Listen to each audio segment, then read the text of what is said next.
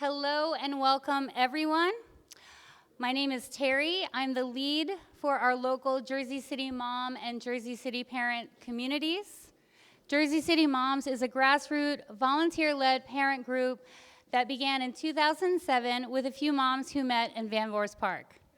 Since then, we've grown into 11 platforms with a combined reach of over 70,000 and counting. We're powered by 15 incredible parent volunteers who work hard to ensure our spaces are safe, fun, kind, and everything in between. We are honored to bring our community together tonight for this very important town hall. It is no secret that many in our city feel our government is not working in the best interest of us all, and sadly, working against some of us, really all of us, in many, many ways. Jersey City is also at a pivotal moment, a moment that truly needs our attention and our advocacy. Families are being pushed out by overdevelopment and rising costs. Our public school system is not operating at its fullest potential. And some of our neighborhoods, which are full of rich history and vibrant community, continue to be overlooked. Historically, voter turnout in Jersey City has been very low. We want to change that in this election. Each of us here can help spark that change. We encourage you to speak to your friends, your neighbors, colleagues, parent friends, and get them to consider these candidates. Look into what they've done and consider what they want to see Jersey City become and where we should be headed. Ask them to get involved. Get involved together. We have a few months to get it together and to bring out a high voter turnout in November.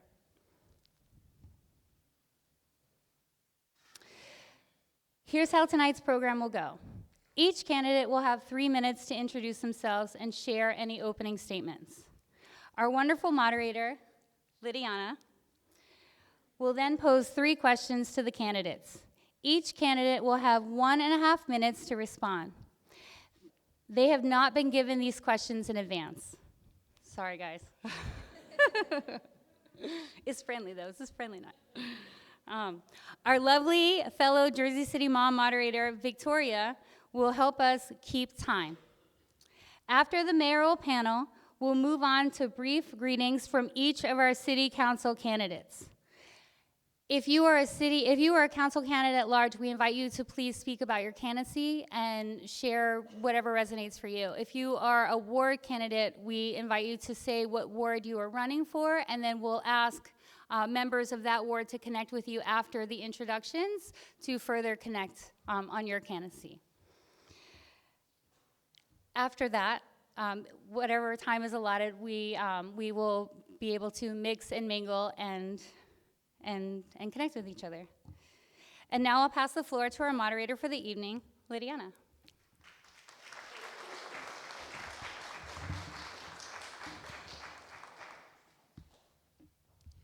Before we begin, can everybody hear me? Okay. Can we just give one more round of applause for Terry? She has worked tirelessly behind the scenes to organize this, to promote this, and to ensure that it all works smoothly as possible. So good evening again. My name is Lydiana Diaz. I'm thrilled to be your moderator tonight for tonight's town hall meeting. I am a lifelong Jersey City resident. I was born and raised in this wonderful city. I am a first responder. I do work for the city of Jersey City. I've been with them for over 12 years now, serving my community and serving the community that I live in. But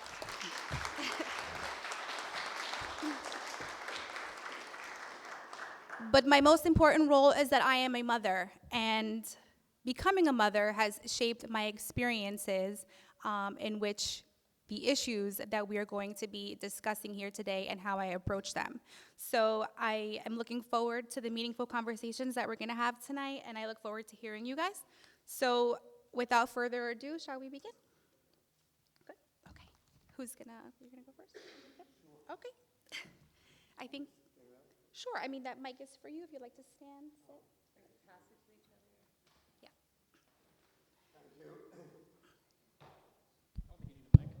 Thank you. This is the Phil Donahue version of the Jersey City Public Library.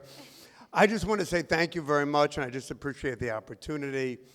My name is Jim McGreevey, and it's just a great honor to be here with Bill and James and Musab. And I just want to say thank you, and I want to say thank you for all of you for giving up your time to being here this evening.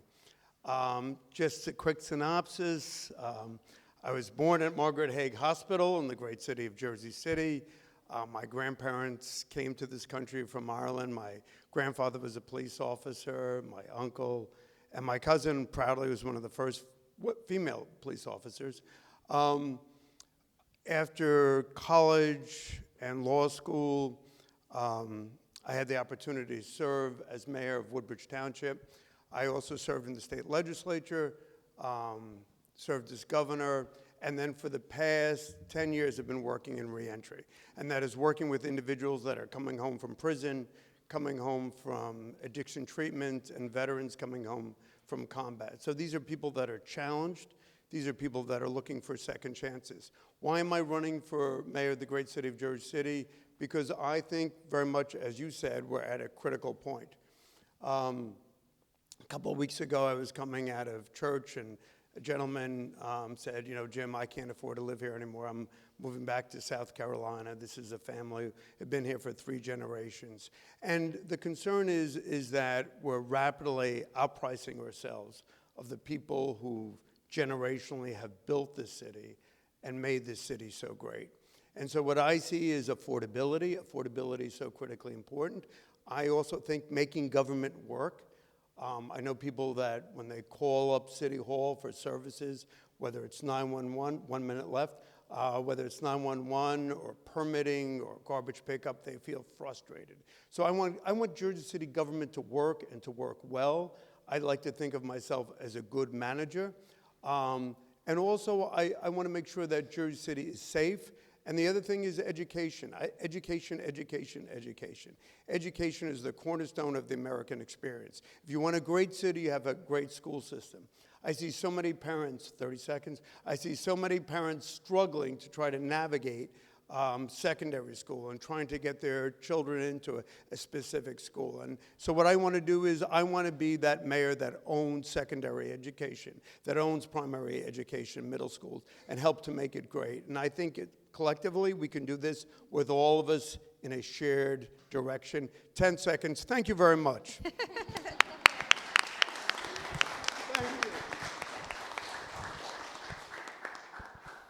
Good afternoon, everyone. My name is Musab Ali. First of all, I just want to thank you all for being here and being a part of the civic process. I don't think I was ever supposed to be here. My family immigrated to this country when I was 3 years old from Lahore, Pakistan. My mom, her entire life, has been a public school teacher. My dad is a postal worker. And I was a public school product from pre-K all the way to college. When I was 19 years old, I first ran for office with this radical idea that young people deserve a seat at the table. They told me then that I was too young to run for office. At 20 years old, I was elected and became in charge of a budget of nearly $800 million. Now, I decided at that point in time, maybe education is the only way that we can solve this problem. But I very quickly realized that there is a much bigger problem, particularly in the politics of convenience here in Hudson County. Let me share with you my experience with politics in Hudson County. Traditionally, in Hudson County, the way it works is people vote a certain way, they endorse a certain candidate to trade favors. They take money, hundreds of millions of dollars, from developers and city contractors in return for campaign contributions. That is the politically convenient way things have operated in this city. I am not here for the politics of convenience. It would be much more convenient for me. I graduated from Harvard Law School to go on and work at a white shoe law firm making $250,000. Instead, the reason I'm here is because I believe in this city and I believe in the promise of who Jersey City can be. I believe in a Jersey City where we can have affordable housing that can be preserved through a land bank. I believe in fast and free bus system that makes transportation affordable for all residents. I believe in a city where we fight for working people and not for special interests. And I believe that we can accomplish that together. I'm the only candidate on this stage that has refused money from corporate PACs, from lobbyists, from political contractors, anyone that has a contract with the city, because I believe it's so important for us to have our independence. And it's an expensive pledge. I'm not going to be able to run as many ads as some of my opponents. I'm not going to be on as many billboards. I'm not going to be able to send you as many mailers. But I earned something that I think is even more important, and that's my independence. And I hope that that's worth more to all of you than all the money that people can spend. I'm a product of the city, and it would be the greatest honor of my lifetime to be your next mayor. Thank you.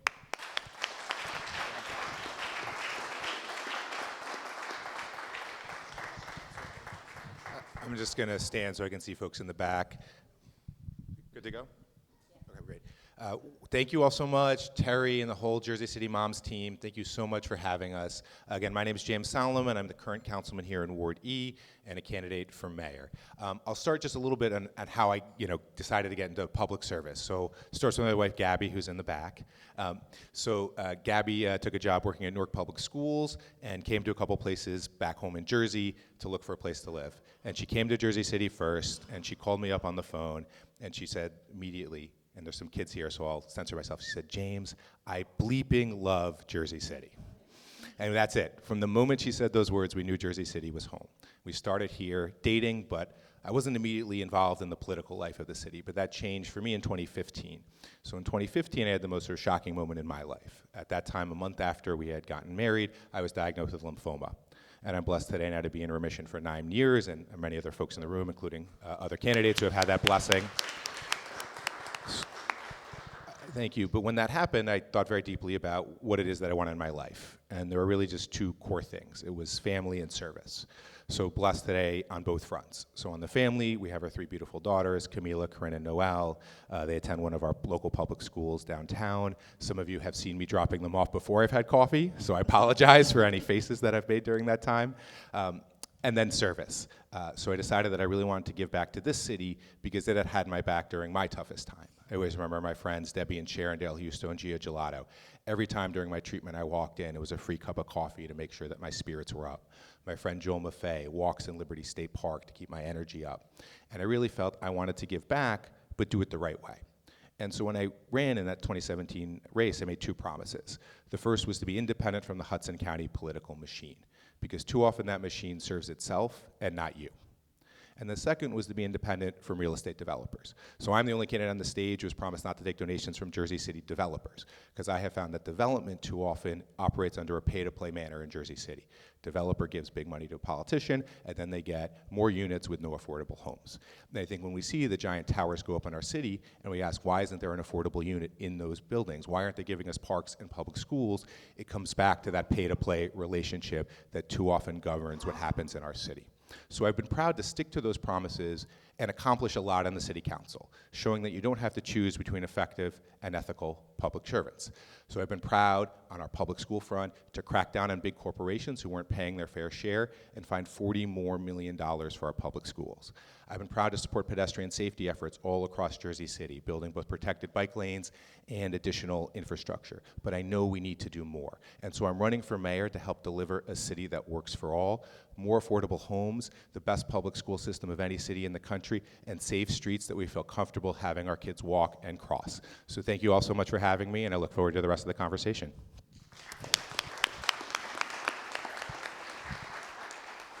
Good evening, everyone. Bill O'Day, County Commissioner. I'm a lifelong resident of Jersey City. Wasn't born in Margaret Hague, was born in Christ Hospital. Almost everybody was born in Margaret Hague except me, I don't know why. Grew up in this town, lived here my whole life, love it more than anything in the world.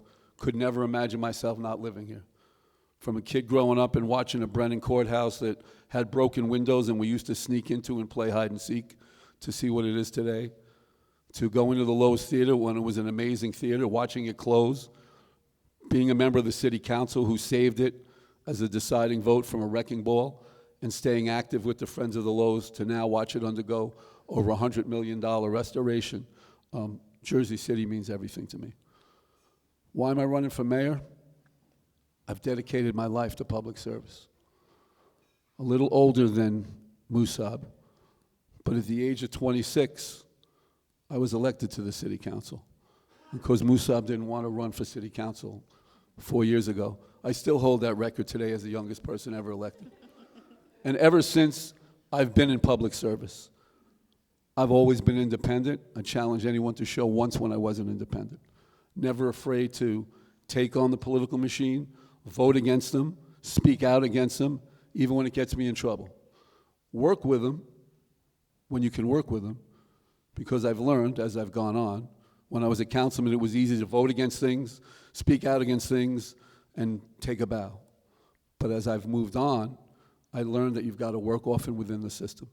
And working within the system, I've been able to get amazing things done in county government. We started with one free summer camp when I first got elected in '97. There are now over a dozen free summer camps at the county parks. As mayor, I'm going to bring free summer camps back to Jersey City, because it bothers me that there are too many children in this town whose parents can't afford to send them to summer camp.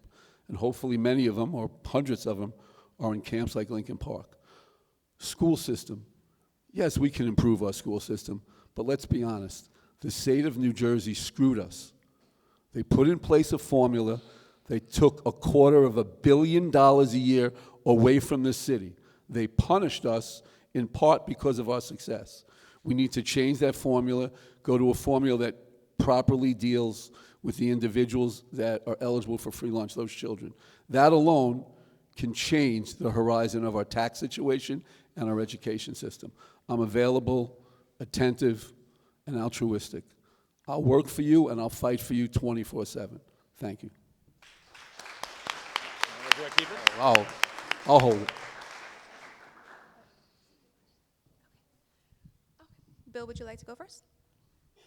I Okay. guess I have the mic, so. Tag, you're it. I was trying to give it to James, but he was smart enough not to take it. Okay. Of course, if I handed it to the other James, he might have taken it. All right, so our first question. Given the escalating cost of living, particularly in the form of high rents and property taxes, what specific measures can we expect from your administration to address these issues? Additionally, can you commit to halting the overdevelopment in our city and reassess the tax abatements being granted to developers? So yes, certainly I'll support stopping overdevelopment. We have to work on that. As it relates to affordability, I think uniquely up here, as the executive director of a not-for-profit development company, I've worked on the development of over 800 units of affordable housing. In fact, just yesterday I was in my office approving a soft loan for a project that creates 24 units.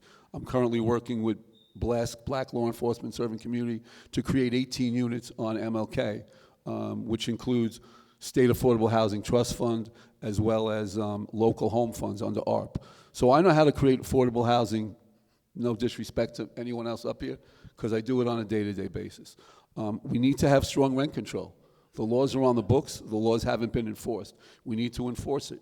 We need to create an effective rent receivership program, because too many people buy properties, run them down, force the tenants out of them, and then either do de facto vacancy decontrol, or they put enough work or dollars into the building in order to qualify for vacancy decontrol.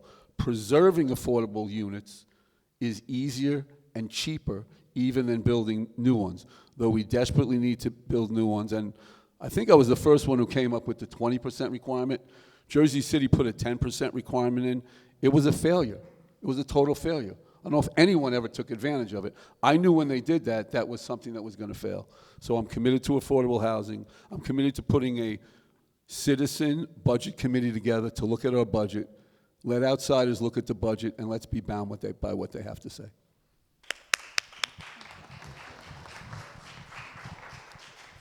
You know, I think that question is sort of the heart of why any of us are running and the core of why we need good change in Jersey City.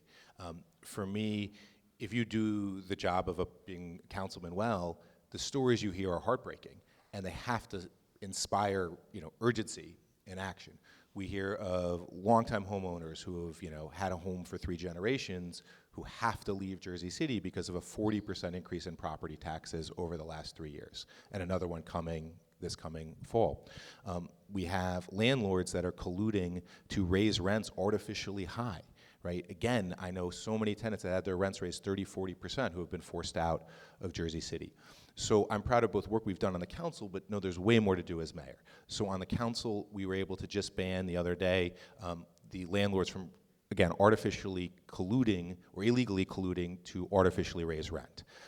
We've been able to push a new development impact fee that will fund our city's affordable housing fund and create millions on an annual basis to fund both free lawyers to prevent evictions as well as additional affordable housing construction. But we need to do more. So we need to require developers to put 20% affordable in their big projects, because that's how you can get a large-scale number of affordable housing. We have to significantly strengthen tenant protections in a number of different ways. We have to ensure that we enforce the rent control laws on the books, but we also create rent caps to make sure that they can't raise those rents 20, 30, 40%. And we have to fight to just make Jersey City affordable in the little ways. That's why we removed the pool fees that have been put in place by the current administration. Our free summer pools have been free forever. We voted against it, but they put it in place anyway, and it didn't work. So we went to the council, came back, and repealed those in the last a couple months ago. So now this summer, you have free summer pools again in Jersey City. Those are the things we have to do to commit to an affordable Jersey City. Thank you.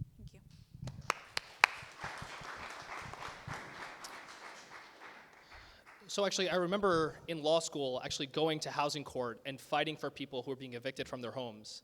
And one of the most troubling trends you see across America, and especially here in Jersey City, is so many people being evicted by anonymous LLCs.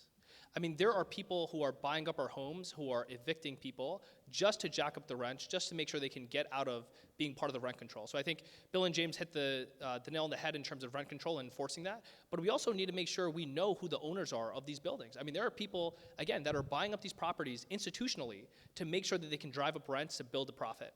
The second thing that I want to really talk about, and I talked about this earlier, is building a land bank.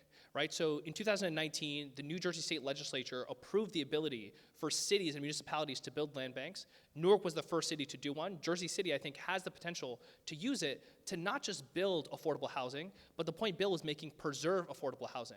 And I think the way we make Jersey City truly affordable, it's going to be hard to do it in just these luxury buildings. I'll be honest with you, 40 units in a 400-unit building, that's not going to solve the problem. What is going to solve the problem, what's going to help, is building affordable transportation, like these bus routes across the city, and helping to make sure we can build 100% affordable housing in the places that are connected directly to transit. And that way we can make sure people can get in and around the city and make sure they can get to the places that they need to go to work, but also we need to invest in making sure we're upskilling our workers and ensuring that people in Jersey City have jobs in Jersey City. One of the most striking statistics to me, we did a report at Rutgers Law School where we did an analysis of Newark, Jersey City, and Paterson. It's a 41-page report. You guys can look at it on the Rutgers Law School website. Only 17% of people who live in Jersey City work in Jersey City. That's a striking figure. Most people that live here cannot afford to work here and do not have access to good transportation. These are all the sorts of things we need to talk about, but I wish 90 seconds was enough. Sorry about that. Thank you.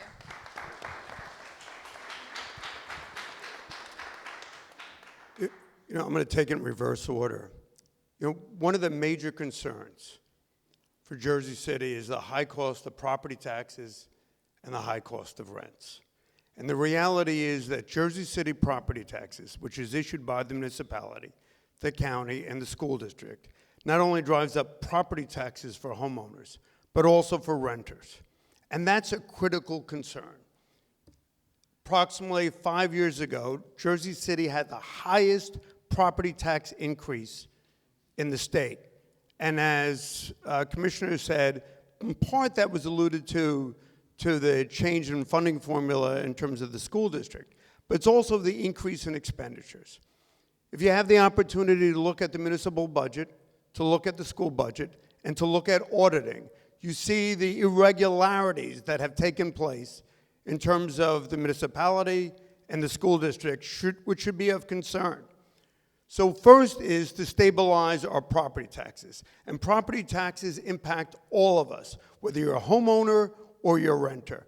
And as to affordable housing, I agree with what Bill said, what James said. The only difference, what I think is critically important, is I would want an office of tenant advocacy in City Hall fighting for individuals. So if someone calls them, we have a cadre of lawyers who are going to go out and advocate for you, that work for City Hall, that produce measurable results, which I think is critically important. And yes, Bill's 100% correct that it has to be 20%, and we have to drive. And we have to look at distressed properties, we have to look at land banks, and we also have to look at senior citizen housing. There are all too many seniors that are literally of an age where they want to sell their home, but they want to live and candidly die in Jersey City.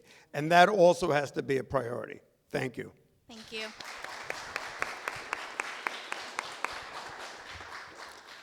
All right, our second question of the evening. Many residents in the West Side and Greenville areas have voiced their concerns about the quality of life issues, such as safety, open-air narcotics activity, public urination, access to public services, and lack of community resources. What plans do you have to enhance the quality of life in these neighborhoods and ensure equitable investment in their development? Thanks. My family, we were Arlington Avenue. In fact, I was on it yesterday. My mom's from Clerk Street. My dad's from Lafayette. And I was out there walking with Brandy Warren, Ward A. A little bit of a plug. Don't take away my time. Listen, I think you can readily look at downtown, and you can look at Greenville, and you can clearly see a difference in focus. Although there are some issues that transverse the entirety of the city, education, public safety, etc. But it breaks my heart when I walk in Greenville and I see dog business all over. I see literally bullet holes through windows on rows, where a senior citizen called up the police department, the police responded, and the individual for whom she called cut all 4 of her tires. I strongly believe in community policing. Community policing has to be of and by the community. Our police department has made great strides in looking like the community of the entirety of Jersey City. But public safety has to be critical, 911 has to be critical, and I want to be that mayor who is a part of Greenville, who ensures that Jersey City, not that it all looks alike, that's not the goal, but I want Jersey City to have the best services, and regardless of where every child is, whatever child their home is, whatever their zip code is, they should have the benefit of an excellent education. That should be key. Thank you. Thank you.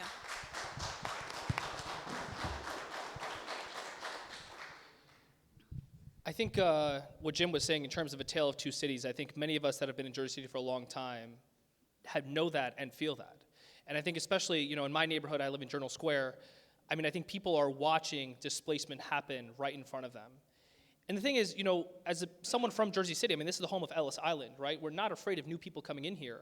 But what's happened is people who are from here are not benefiting from the wealth that's being created.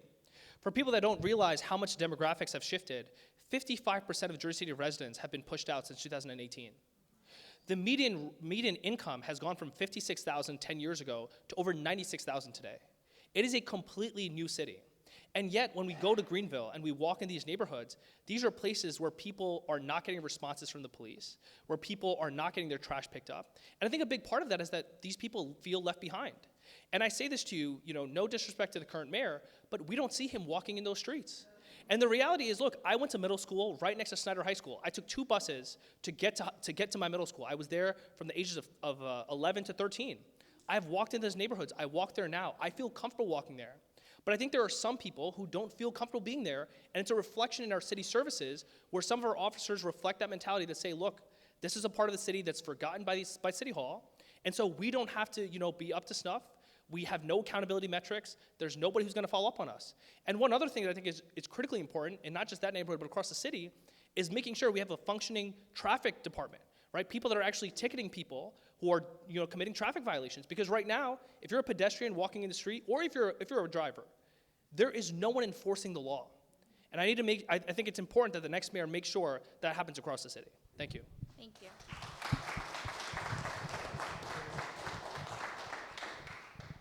When I ask folks in Greenville and West Side, it's a simple question. I say, do you think your city government cares about you and your life? 99% of the time, the answer is no. And that is heartbreaking. And then it's oftentimes followed up by, we do not have opportunities for our young people. And 30 years ago, there were more youth opportunities for young people in Jersey City than today. And given the extraordinary growth of the city in the last 10, 15, 20 years, that is an unacceptable reality. So you have to commit, all of us, to fixing that. There's a number of things that we can do. I'm working with Councilwoman Ridley on a rec center by Bayside Park and get that done in the next 4 years. We have to hold city government officials accountable for delivering city services to every neighborhood and a willingness to fire them if they are somebody's brother or friend. And that's why I think it's critically important to make sure that the mayor is independent from the political machine.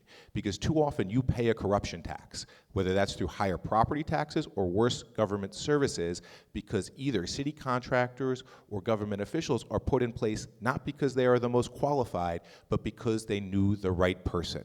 And that has to change, because that is the only way we can address all of the issues that people tell us about, whether it's unsafe streets, whether it's parks that aren't maintained, and it's a lack of basic commitment to the whole city. Thank you.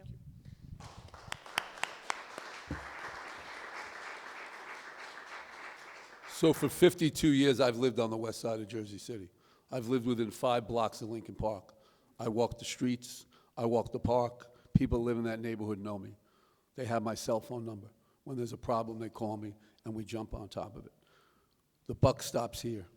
One of the first things I'm going to do as mayor is there's going to be 2 city halls you're going to find Bill O'Day at, 280 Grove Street and the Annex on MLK. 3 days a week, Grove Street, 3 days a week at the Annex. Selfishly, it's only 6 blocks from my house. So I'm going to be able to walk there. But most importantly, it sets an example that the south side of the city will be treated equally as the rest of the city. We used to have the NIDS. I want to bring the NIDS back. Quality of life issues were dealt with much better back in those days. They were there, they were out there, they reported it, they worked in neighborhoods, they worked in the communities, they worked with block associations, and I think that we need to bring that back. I came out early. I'm a product of the youth center as a kid growing up. Each ward in this city will have a youth center, whether it's run by city employees or to make sure there's no politics. Why can't the PAL get the funding to run a real youth center in Ward A? Better than that rec center, you've got the PAL. Or build that rec center and let the PAL run it, the way the Boys and Girls Club runs their operations. Every ward, youth center, let those young people in the south end of the city have the same opportunities that some of the children have in other parts of the city.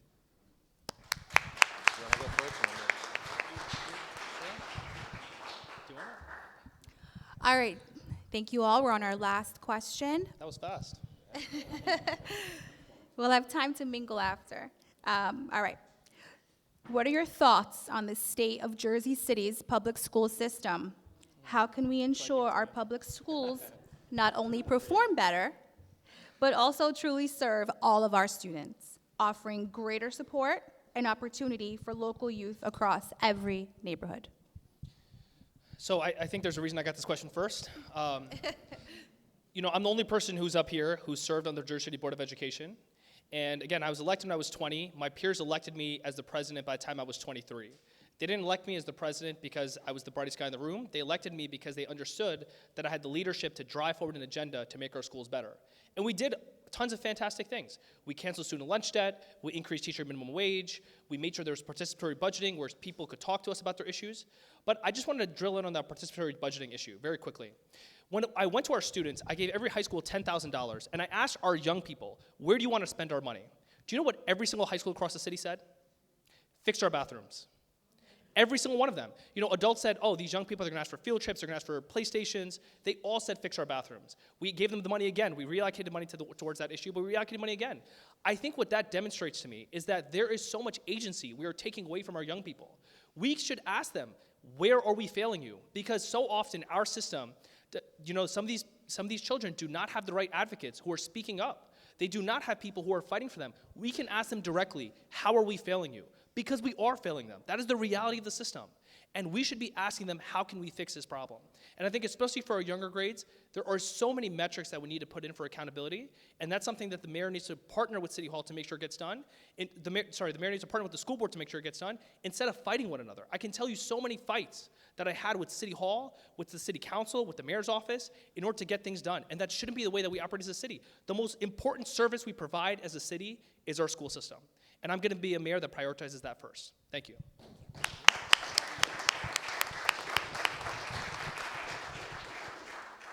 Yeah. It starts with something that Musa really hit on. The mayor cannot wash his or her hands of making our public schools as good as possible. And I'll be direct, very currently our current mayor has at different times said, oh, that's not my job, that's a separately elected body. And your job as mayor is to be the leader of the city and to find a way forward. So yes, they're a separately elected body, but you have to partner and you have to push. And you can't just say, hey, it's not my job. And so for me, that's what I've tried to do in my role as a councilman. And in particular, one of the core issues that we've had is a lack of funding that doesn't rely on taxpayers and property owners to put in. So we saw big corporations on the waterfront, big developers, big contractors not paying the tax that they owed. And so as we have to do everything in our power to get them to fund our public schools because they are the most important resource in Jersey City. So we did an audit, we found $40 million that hadn't been paid. We've now working to get some of the big contractors to put in what they need to do.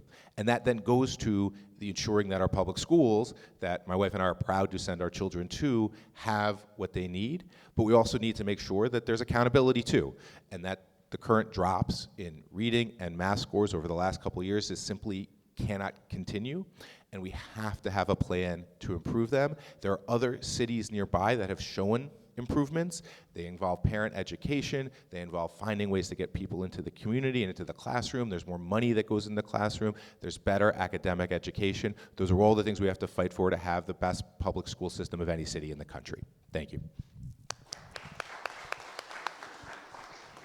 So it starts with partnership, and when I announced my run for mayor, that was one of the first things I said.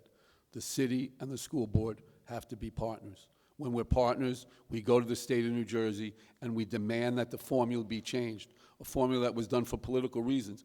Raj Mukherjee, a state senator, who's not even supportive of the mayor, he stated that on more than one occasion. The other things we just need to do is look at great examples that we have here. So my 11-year-old grandson goes to Soaring Heights, a union charter school. They have homework help. They have clubs. They have programs. They take a personal interest in their students. We can get every school to do that, and many schools do. The other thing I think we need to do is stop beating up teachers and stop beating up the schools. Last week I went to PS 38. They had a show of the play Descendants. It was a musical. It was one of the most amazing performances I've seen of young people in my entire life. The passion, the dedication of those teachers and those individuals that put that production together wowed me. In fact, there was one young student there I want to help try to get into another high school that has a great drama program for them. So partnership first. Getting the money we deserve from the state of New Jersey second. Opening up schools at night. More and more schools need to be open. Open for programs, recreation, study, reading, math, all the things that we need to. But only a partnership is going to get that done.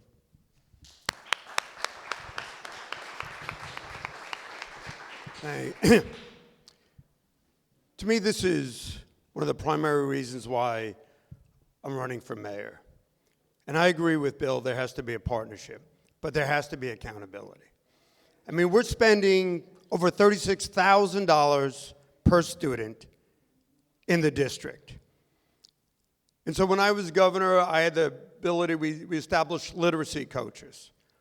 And what's so critically important is right now in Jersey City, approximately 36 to 37% of the children in third grade can read at age-appropriate levels.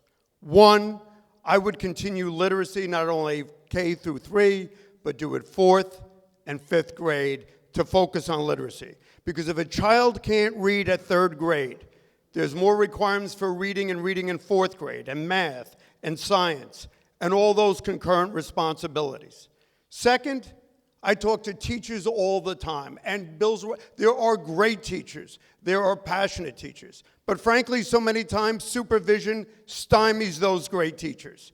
And we have to be in the business of advocating for the children.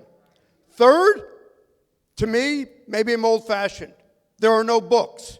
I talk all the time to teachers that say, I'd like to, and grandparents, I'd like to read to my grandchildren, but there are no books. Fourth, substitute teachers. I've talked to students and parents who have had substitute teachers, not the same substitute teacher, a revolving door of substitute teachers throughout the entirety of the year. How do you measure a student's performance when it's not the same teacher? Whether it's block scheduling, whether it's providing vocational opportunities, education is our future.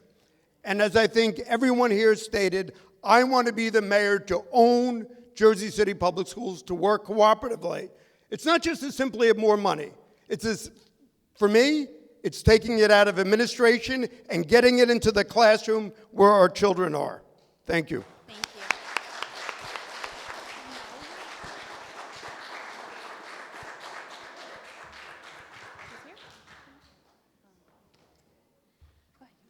Well, let's just give them one more round of applause.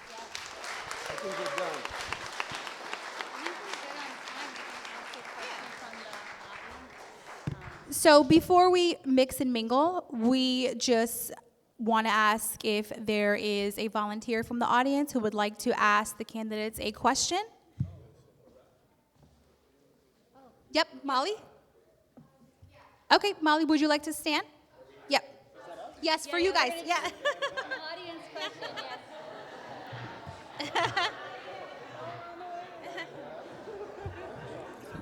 It's still friendly, it's still friendly. Yep.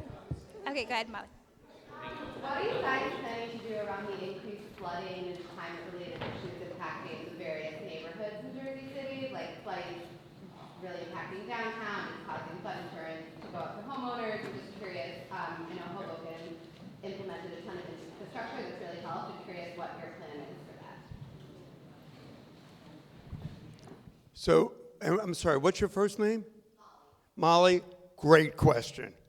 Molly, we have 220 miles of sewers and water in Jersey City, 50% of which are over 100 years old.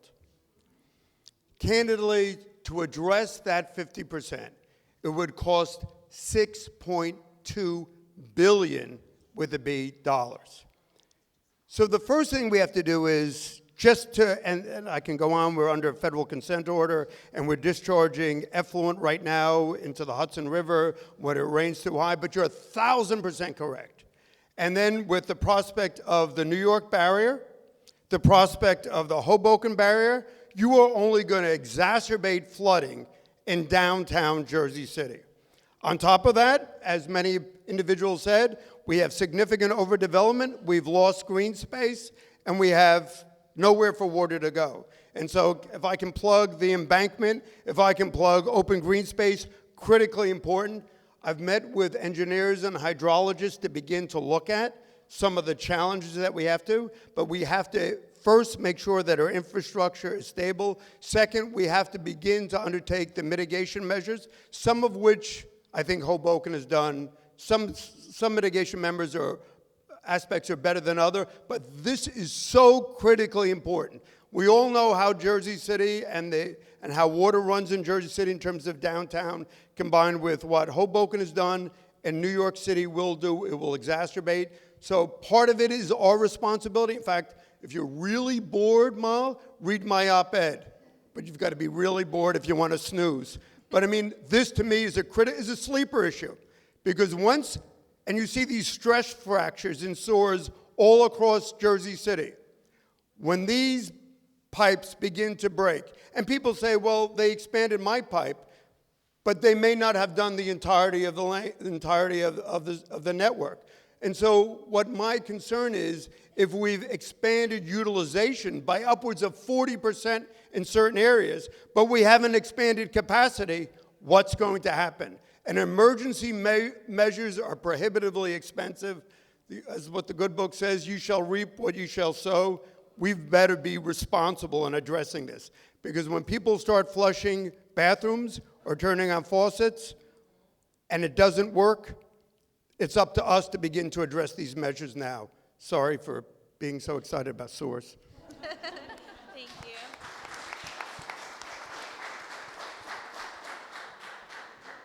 I think Jim might have taken up all the time, so I'm not sure if we. I apologize. He was good up to then, though. He was good up to then in his defense. Do we still have time to answer? Of course. Oh, okay.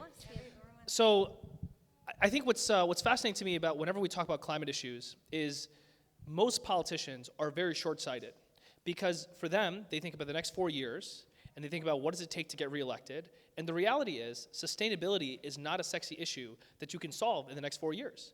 This is about investments we have to make in the long run. And I would argue that I'm uniquely positioned to make long-term investments because I think about this city being my future for the next 50, 60, 70 years. And so when it comes to our infrastructure, Bill and I aren't going to be here in 6 years? I hope you are. I hope you are. I hope you are. I hope you are, Jim. Bill's gonna build and it's gonna be named after McGreevey, maybe. You know, who knows?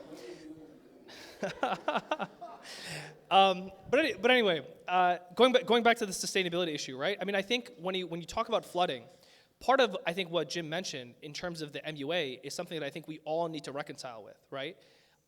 I mean, it's not something that I think people are willing to be honest about, but I'm glad that Jim brought it up. I mean, we are due for billions of dollars worth of repairs. And that money is going to come from Jersey City taxpayers. Now, it may not come through your property taxes, but the MUA that operates as this autonomous body, it has all its ability over the next 15 years to increase your water rates, to increase your taxes when it comes to the sewage, and you will be taxed in a separate way for all these infrastructure upgrades that we have to go through. And I think it's important that we understand that because as a city municipality, we have to measure what's happening with our property taxes, what's also going to happen with the sewage tax. I mean, this is what happened a couple years ago where we had a backdoor sewage tax that actually increased your taxes, but it was labeled by the city like, no, you only had a 2% tax increase. I think we have to be able to be holistic and see the big picture. But the reality is there is no easy solution to this. This is a 20, 50, 60-year problem, and in the long run, we have to make sure that we're making investments, not just right here in Jersey City, but across Hudson County and working with our neighboring counties. Thank you.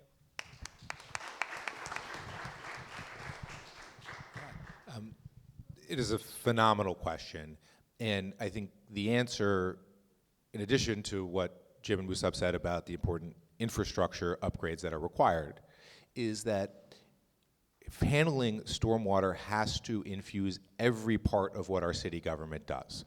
So to give you some examples, just one block from here at Jersey and York, that was a really dangerous intersection. The MUA was redoing the sewers there, and we said to them, you need to make that intersection safer when you're redoing the sewers and repaving the roads, put those concrete bump outs out, but then make them rain gardens. So that neighborhood, which experiences flooding, now has extra capacity. And then anytime you redo a park, you say, okay, where can we put in stormwater retention as we redo this park? Anytime we repave a street, we think about, can we use permeable surfaces to absorb more stormwater?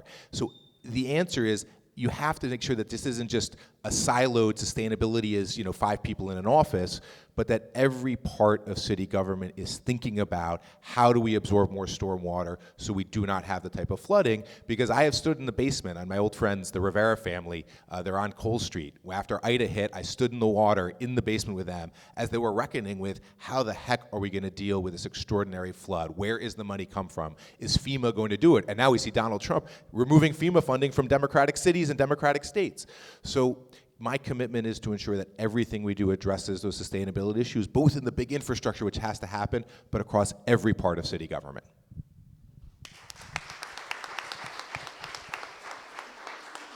So first, I agree with James. Sustainability has to become a mindset in everyone. Planning, infrastructure, every office of government has to think that way. Parks, recreation. Every decision that's made related to capital projects has to have that as a box that has to be checked and looked at along the way. The second thing, and Musa brought this up, it was shameful for the city of Jersey City to balance a budget by raising your sewer rate, because that's what happened. That's shameful. When you talk about billions of dollars needed, how do you balance a budget just by raising the rate to help offset your operating costs? That has to stop. That's totally unacceptable. And you do need a plan. It's a 10-year plan. It's a 20-year plan. You've got to create that master plan, and you've got to live with it. And in living it, it's tough decisions. Developers got to put their dollars up. No developer should be allowed to do a project without addressing that issue up front, wherever those dollars have to go, up front. Reserve the money in an account, and when the work gets done, they get their money back if they don't want to do it. Lastly, we've got to change somewhat the leadership at the MUA. They don't do a good job. They shut streets down for months. I was on Lexington Avenue the other day. They never bothered to even tell the people on the street what they were doing. Oh, by the way, my office is on Lexington, right at the end of it. So I felt the pain for all that time. And I also, 3 or 4 years ago, experienced 4 feet of water in my basement.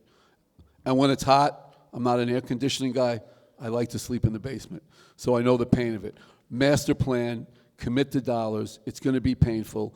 The MUA has to do what it's supposed to do and not get into the business of subsidizing operating budgets of a city government.